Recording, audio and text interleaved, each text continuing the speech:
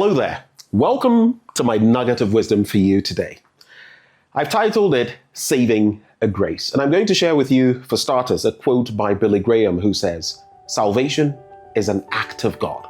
It is initiated by God, wrought by God, and sustained by God." Let me begin by saying this.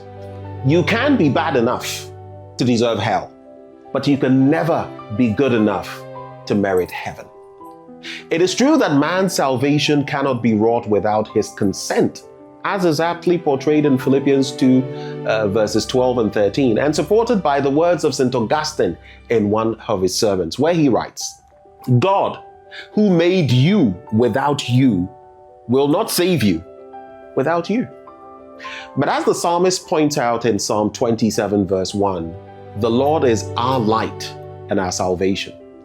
In Psalm 62 verse 7, the picture becomes even clearer. My salvation and honor depend on God. God's unmerited grace provides us with what we need to do what is good.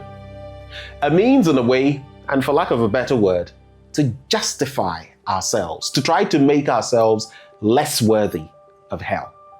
But this attempt, you see, by man to do good does not solely earn him heaven.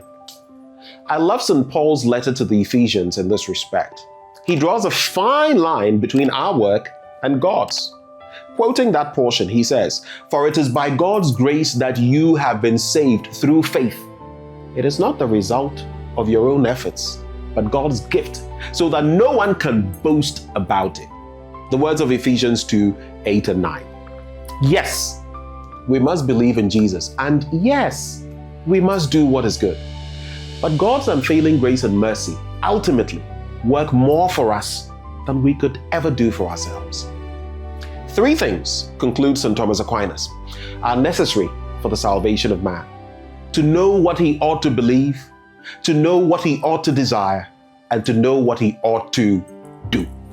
And what else must man believe if not in the sovereignty of God, his undying love for us, and his demonstration of that love through the sacrifice of his only Son, in whom is life? What else is man to desire but to love and serve his Maker, obeying his commandments every minute of every day? I know it's difficult, but what ought man to do if not to please God always by striving ever to accomplish his divine will? And even after man has done all these things, can he boast and say that he's worthy of eternal life? The answer is a big no.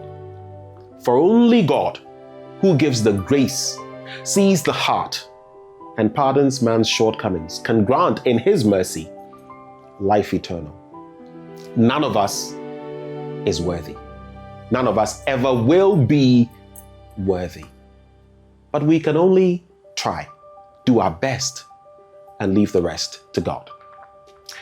My end quote for you: the greatest enemy to human souls is the self-righteous spirit, which makes men look to themselves for salvation, as Charles Spurgeon writes.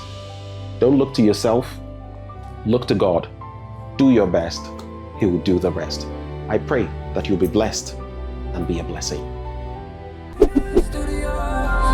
Remember that name.